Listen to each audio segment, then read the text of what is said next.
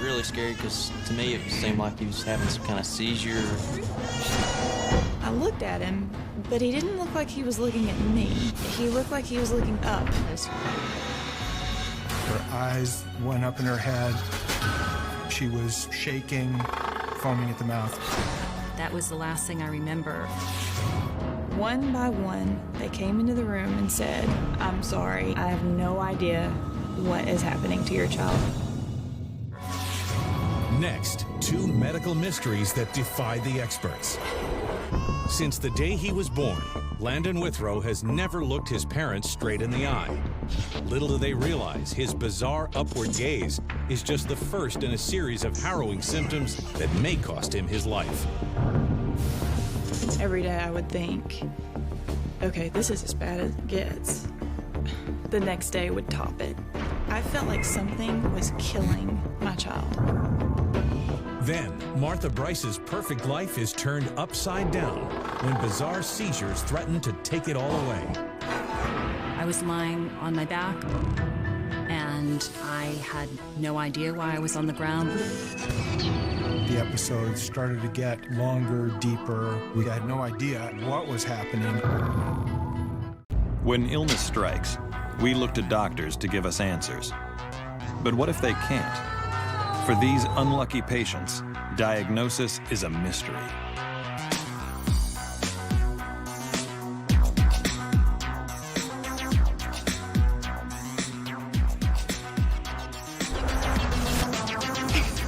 Fall of 2000, Jonathan Withrow walked into the first class of the year at Middle Tennessee State University and saw the prettiest girl he'd ever laid eyes on. It was love at first sight. We worked on several projects together, and we just got to know each other that way. Her name was Deanna Wilson. It only took him about 2 weeks to profess his love. It took me a little longer, but when he knows what he wants, he sticks with it.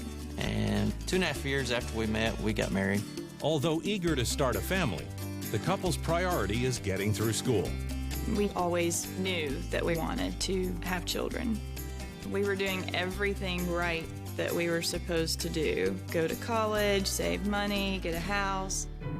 While things seem to be falling into place, the young couple gets some surprising news. They're going to be parents sooner than expected. When I found out Deanna was pregnant with Landon, we were just overwhelmed with joy. There were a lot of things that I wanted to be in my life, but being a mommy was something that I had to do. The next 9 months fly by, and on November 3rd, 2006, Deanna and Jonathan welcomed their son, Landon, into the world. When they finally put Landon in my arms, it was so surreal. It was incredible. I can't explain it. Only somebody that's had a child knows that moment. But within minutes of giving birth, Deanna notices something strange about her son. I looked at him, but he didn't look like he was looking at me. He looked like he was looking up. The doctor really didn't seem alarmed at all by it. It was just something he was going to outgrow. They would say that it takes time for some children to gain control over their eyes. Feeling reassured, the Withrows take their son home, and for the next several weeks, all goes according to plan. But just a few days before Landon turns a month old, everything changes. He woke up and he was vomiting and throwing up everywhere. I'd never seen a baby throw up this much. I was holding him and he would arch his back and clench his fists and curl his toes under. This episode went on most of the night. Hours of him coming in and out of screams and clenching and stiffening, and me trying to come up with ways to console him. And it felt like it lasted forever. It was very hard. To see my son like that, I looked at him and thought, something's just not right. I'm sorry. We took Landon to his pediatrician the very next morning, and I told the doctor about Landon throwing up. And the doctor looked him over, did the exam. The doctor said that it was reflux and that it was very normal and not to be concerned about it, that he would outgrow it. The diagnosis comes as a relief to the worried parents. But the very next day, Landon has another fit, and then another. and another. After this, it didn't stop. There were more episodes, and they were more frequent. And it got to the point where they were happening at least once or a couple of times a day. And that's just the really bad, the stiffening and the arching and the throwing up and the eyes way up. Every day I would think, okay, this is as bad as it gets. The next day would top it. He screamed like he was on fire. I am a nurse myself, and this was something I'd never seen before. I had no idea what was happening with Landon. I was actually very scared. I did anything and everything that I could think of. I gave him gas drops. I tried to feed him. I rocked him in every position that I could think of. Nothing was working, nothing. Not being able to comfort him was pretty hard. You really want to be there for your son. I got to a point where when he was going through this, I'd just tell him that I was just gonna go through it with him.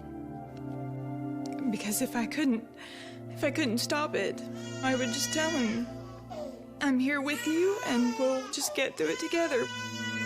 After 3 weeks of watching Landon suffer, the Withrows are at their wits' end and decide to get a second opinion.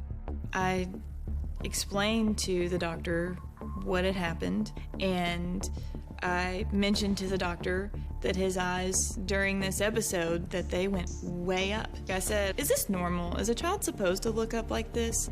But nothing could have prepared Deanna for the doctor's response. The doctor mentioned autism. My mind just raced with all the possibilities. Autism is a complex developmental disorder in which individuals experience problems processing sensory input and communicating with others. Most telling to the pediatrician, however, is the fact that autistic children often avoid eye contact. That was the first time I really felt like, okay, this could be really bad. This could affect everything. This could affect him for the rest of his life. Although autism ranges in severity and can be treated with behavioral therapy, there is no cure. Deanna called me one day and she was crying and she said, Mom, she said, I'm afraid that Landon has autism. This is not fair. This just isn't right. I said, Deanna, there's no way to determine at this age whether he has anything like that. And I'm pretty sure that that's not what's wrong with Landon. If it wasn't autism, then I just wanted to know what it was. I felt like something was killing my child. 32-year-old Martha Emmons is enjoying a visit to the Hoover Dam when she suddenly goes into violent convulsions and is rushed to the nearest hospital. Now, doctors are running a series of tests to determine what could have triggered the terrifying seizure. They did brain CAT scan and MRI to check for brain tumors, and they did a panel of blood tests as well. They used flashing lights to try to induce another seizure so that they could be reading what was going on with me. But the doctors are unable to provoke another seizure, and every test they run comes up empty as well. At the end of the 4 days, they said they couldn't find anything. The neurologist told me that approximately 10% of the population suffers a one-time seizure during their lives. The conclusion was, sometimes people have one seizure, we can't find anything wrong. As long as you don't have another one, it's okay. I was placed on anti-seizure medication, and I was advised not to drive a car for 6 months. Upon returning home, Martha does her best to carry on as usual. But any semblance of normality is soon shattered. 6 days later, while she's sitting in the kitchen, Martha experiences a disturbing sensation she's never felt before. I thought I was going to black out, and then almost as suddenly as the feeling came over me, it went away. Worried that the near-fainting episode could be related to the seizure, Martha immediately makes an appointment with a neurologist. He tested my reflexes, he tested my vision, and spent about 45 minutes testing all of my neurological function. But after performing a thorough examination, the doctor can't find a single thing wrong. He thought that perhaps I was having some lightheadedness from not eating. He simply seemed to think that this wasn't a problem and that I should just make sure to eat every day, and especially at breakfast. But despite eating 3 meals a day, Martha continues to experience episodes. And it isn't long before her colleagues begin to take notice. I was having the near fainting episodes sometimes daily or every few days. I would feel as if everything was going dark and as if I were about to pass out. And I was having a hard time focusing on the conversation I would be having with clients. It was just kind of a pause in the conversation. She would just pause and focus on something until it passed. I made sure the conversation with the client was still going strongly, even though she appeared a little distracted. I was always wondering, did they notice that? She was concerned that people would think badly of her, that they would think she was acting strangely. Martha tries her hardest to manage the puzzling symptoms and soon discovers a trick that seems to minimize the attacks. I would lower my head because that always seemed to make the episodes go quicker. Baffled by the episodes, but convinced that nothing serious is going on, Martha and Phil do their best to get on with their lives. Life was so busy with travel and work that I kept thinking, I'll get to a doctor. But I didn't even really know what type of doctor to go see. In the back of my mind, I can remember, because my doctors weren't concerned, that I shouldn't be concerned. It kind of worked into the fabric of our lives, if that makes sense. 15 months after the horrifying incident at the Hoover Dam, Phil and Martha exchange vows before a small group of family and friends. We were married in Weston, Connecticut, by Phil's brother, who is a minister. I was really excited to move in together and make that commitment. Life was good. When we got married, we made the decision to be open right away to having children. 6 weeks after we were married, I learned that I was pregnant.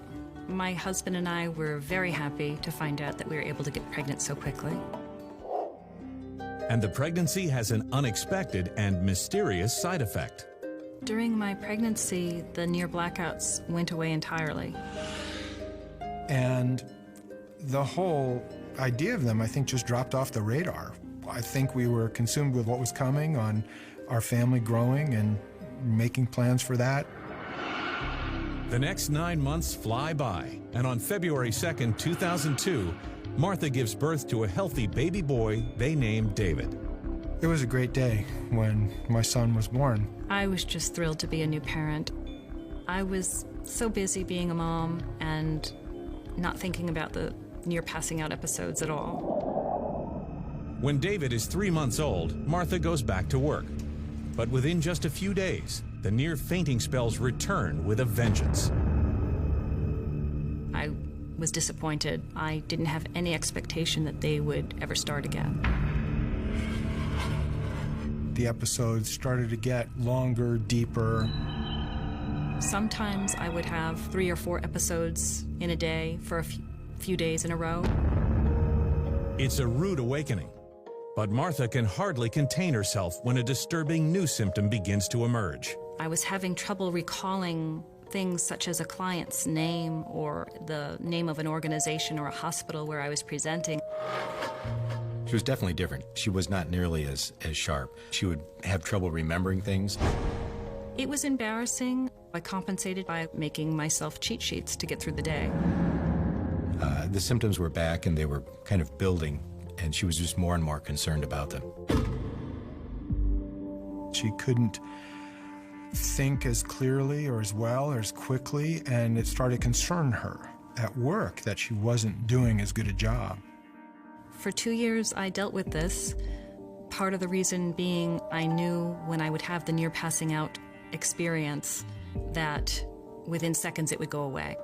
There always seemed to be an explanation for being tired or not being able to think straight.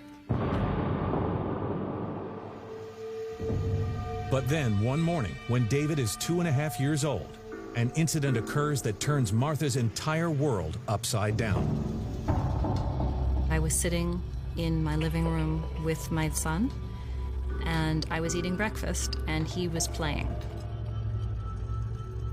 I took a bite of my cereal, and I remember standing up to go into the kitchen. And I remember a heaving sensation of my chest and my upper extremities.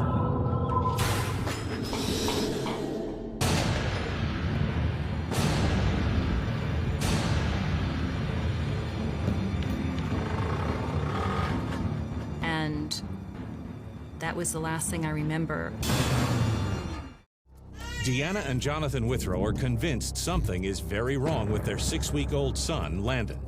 His eyes are fixed upwards, and he has daily episodes of screaming and vomiting. And while his doctor suspects he's autistic, the Withrows are dubious. I said, I don't think that's autism. Children develop at different rates. I said, just give him a couple more weeks. Maybe he's just a little slow. But as the weeks drag on, Landon's fits only seem to be intensifying. His episodes continued to get worse, and he would be in it a little bit longer than he was when he was younger. It was very scary for Deanna and I. I'd go from wondering, oh my gosh, is he okay? Is he gonna die? Should I take him to the emergency room? And we did this all day, every day. And just when the Withrows feel like they can't go on another minute, a new development stops them dead in their tracks. Just totally out of the blue, he looked me straight in the eye and smiled. He looked like a normal child. I almost couldn't even believe that it was happening, but it only lasted for about 30, maybe 60 seconds. I was really astounded. I thought, well, maybe, he's getting better and going to outgrow this. I knew that he had the potential to be a normal child. Hope came back into the picture. Over the next several days, Deanna and Jonathan watch Landon closely, praying he'll lower his eyes again. It didn't happen again for a good few days, and then he did it again. And it was just as incredible as the first time, and reassuring that, yes, he can do this. And then after that, again, a few days, a short window. Those little windows were like little miracles. But despite Landon's improved eye contact, his screaming fits continue to escalate. It was really scary because to me it seemed like he was having some kind of seizure. We had been trying to find a pediatrician that would listen to us and would do something. I needed a doctor to see what we had been seeing. Determined to get to the bottom of Landon's bizarre episodes once and for all, Deanna takes her son into the emergency room. We went in, and when the pediatrician saw him, she was immediately alarmed. Landon started throwing up, and there we went. Full-blown episode. His eyes were so far up, there was no sign of his personality anymore. It wasn't Landon. Landon was trapped in his own body. The doctor took one look at Landon with his little fists all balled up and his toes curled under and his jaw clenched together, and said that we needed to be admitted to the hospital immediately. Although she's not completely sure, the doctor has a hunch about what's been happening to Landon all along. The doctor was mostly concerned Landon had epilepsy. I really felt like maybe he did have epilepsy because to me it always seemed like he was having some type of seizure, and that would make a lot of sense the way it would come and go. To determine whether Landon is having epileptic seizures, the doctors will need to monitor his brain on an EEG while he's in the throes of an episode. When I found out that they were going to do the EEG, I was scared. That was a very hard experience for both of us, just because I think it's such a traumatizing experience for such a young baby. They don't know what exactly is going on. At this point, I just wanted to know what it was. If they proved that it was epilepsy, then we'd deal with it. Sure enough, the next day, Landon has a violent episode of screaming and vomiting. But the EEG results leave doctors with more questions than answers. The EEG didn't really conclude anything, so we were kind of back at square one, and not knowing what's going on again is more frustrating than knowing. Okay, if it's not epilepsy, what is it? And that was when the parade of doctors began. One by one, they came into the room and said, "I'm sorry, I have no idea what is happening to your child? I've never seen this before. It was very frustrating for Deanna and Jonathan because they really needed for someone to say, this is what's wrong with Landon. I was irate. I was so mad that they couldn't do anything. They couldn't do anything. My worst fear was he'd eventually die. While home alone with her toddler son, 37-year-old Martha Bryce's worst fear comes true. She suffers a second terrifying grand mal seizure. The moment she comes out of it, her first and only thought is for her child. I immediately looked for my son, who was in the same place where he had been when I had been eating the breakfast sitting down, and he was fine. The doctors had told us all along, one seizure can be an isolated incident. If you have a second one, the game changes. I knew now that I had had a second seizure, that something dramatic had changed, and I was very concerned. Phil races home from work and drives Martha to the closest emergency room. This was serious. What might happen if she was driving? What might happen if she was in a supermarket? What might happen in all of the different situations that she could be in with our son? The on-call doctor immediately orders a battery of neurological tests, but like before, they reveal nothing. Perplexed, doctors admit Martha overnight in hopes that a specialist can find the critical clue they've been missing. I was very concerned, and I knew somehow there were more answers to be found, and I was desperately looking for them at this point in time. The next morning, cardiologist Dr. David Lomnitz goes over Martha's medical file with a fine-tooth comb and comes up with a radical new theory. He suspects that the problem isn't Martha's brain at all, but rather her heart. His next move is to hook her up to a portable monitor so they can get a better idea of what's going on inside her heart. She needed a monitor so we could see what actually happened to her heartbeat and heart rhythm. Which is sort of a portable heart monitor that one can wear that records the electrical activity of the heart. And she went and had one put on and went home. And the startling results from that single night of monitoring change everything. And the very next morning, I received a call, and Dr. Lomnitz said, "I know what's wrong with you." But while Dr. Lomnitz suspected Martha's heart was the culprit, he can hardly believe the data he's receiving from her portable monitor. When Martha would eat, she would have a complete stoppage of the electrical current across her heart. There would be absolutely no heartbeat for 5 to 6 seconds. We were being told that her heart was stopping.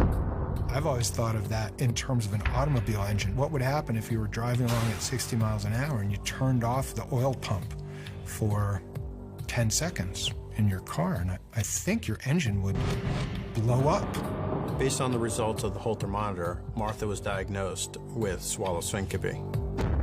Swallow syncope is a rare disorder of the vagus nerve, which controls both heart rate and the digestive muscles.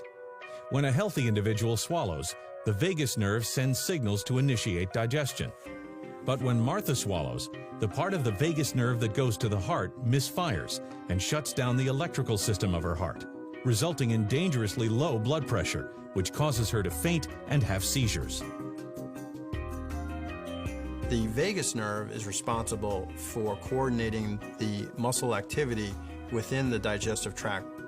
In Martha's case, unfortunately, the part of the vagus nerve that was going to her heart was also stimulated by the act of eating, and that resulted in a decrease in heart rate.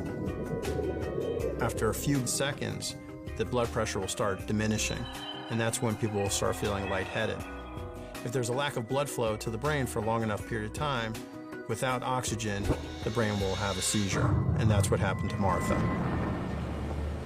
Everything was falling into place. The seizures and the dizzy spells now made sense as one consistent picture. The near passing out seemed to be explained very easily by the lack of blood flow to my head during those moments when I was eating. It's more likely to occur within the first few bites as that vagus nerve is stimulated for the first time. After a few moments of diminished blood flow, her body would usually self-correct. My heart was stopping for between 5 to 10 seconds at a time, and then the heart spontaneously starts beating again. There's probably some inhibition in the brain that sort of adjusts after the first few bites. But Martha's trick for getting through the episodes may have actually helped to prevent even more seizures. Patients who feel lightheaded, they have a natural instinct to put their heads between their legs. By using gravity to help the blood get to the brain, she can alleviate her symptoms. The frequent memory lapses were also most likely an indirect result of Martha's condition. Theoretically, maybe these small cumulative episodes of lack of blood flow to the brain lowered her cognitive function. But Martha's still unclear as to why swallow syncope seemed to produce no symptoms whatsoever during her pregnancy. The blood volume is increased during pregnancy. This would allow for more blood to reach her brain. And during pregnancy, women tend to have a higher resting heart rate. The combination of those two probably resulted in an alleviation of her symptoms. We were finding some answers to what had been going on for so long. I'm very thankful for that. Although Martha and Phil are relieved to finally have a diagnosis, they can't help but wonder why it took more than 4 years to get one. Swallow syncope is always going to be a challenge to diagnose for any physician. In medical literature, there have been approximately 50 case reports of swallow syncope. It's so rare that physicians tend not to have come across it, and that right away makes it easy to miss. And because the disorder is so rare, there's much about it that doctors still don't understand, including its cause. We're not sure what triggered this condition for Martha. There was some thought that this was a congenital disorder and that somehow the seizure, had caused it to become worse. But we weren't really sure why it happened. Although questions remain about the origin of the condition, its potential hazard is life-threatening. Undiagnosed, swallow syncope can be devastating. If the seizure goes on long enough without breaking, there could be permanent damage to the brain. If you have multiple episodes of seizure activities over a long enough period of time, that can also cause permanent damage to the brain. Although there's no cure, the debilitating and dangerous seizures can be prevented by installing a pacemaker to jumpstart Martha's heart whenever it stops. I was very nervous about the procedure. That was a scary time when I worried that something might happen to her before we could get the pacemaker in. On January 4th, 2005, she undergoes the surgery, and Dr. Lomnitz pronounces it a success. Last 4 days, Landon Withrow has been in the hospital, and over 20 doctors have tried to figure out what's wrong with him. Plagued by a bizarrely fixed upward gaze and screaming fits that look like seizures, the 4-month-old seems to defy diagnosis. They didn't really know what was going on with him. I remember shaking my fist at the doctor saying, "Do something. Can't you do anything?" Then, when she least expects it, the lead doctor takes Deanna aside and drops a bombshell. The doctor said, "I am sorry. Every once in a while, we get a child, and we just have no idea." I did ask him, "Can you tell me if Landon will live? Is there any risk of him dying? Should we be worried about that?" And his answer was actually, "I don't know." So Landon was discharged from the hospital. We left that hospital and went home. I'd never felt so alone. Getting discharged from the hospital at that point was pretty tough. Almost like you walked out of there just not knowing what to do or who to go to. Over the next 3 months, the Withrows do their best to manage Landon's frequent episodes. But they can't help but notice that their son is also failing to hit nearly every one of his developmental milestones. The older he got, you could just tell he was getting further and further behind. He couldn't play with toys like typical children could. He couldn't roll over. He didn't crawl. It just took so long for him to do anything. We continued to see a geneticist and a neurologist, but the doctors really didn't have any solid ideas. There was always this little voice in the back of your mind that says, what if he doesn't walk? What if he doesn't run? What if he can never hold a pencil? It was hard to have faith all the time. I was worried if he could go to school like a typical child at all. I worried that he might never get to live his full potential because of his physical limitations. After seeing so many different doctors, I was fed up. I was just frustrated. I was angry and determined to find out what was causing Landon to do this. At the end of her rope, Deanna decides to take matters into her own hands. She would spend hours upon hours at night trying to find an answer to what was going on. And just a few weeks into her research, she comes across a website that stops her dead in her tracks. I stumbled upon the word upgaze, and I found a video of the little boy, and when I saw that kid and his face and his little eyes looking straight up, that was my kid.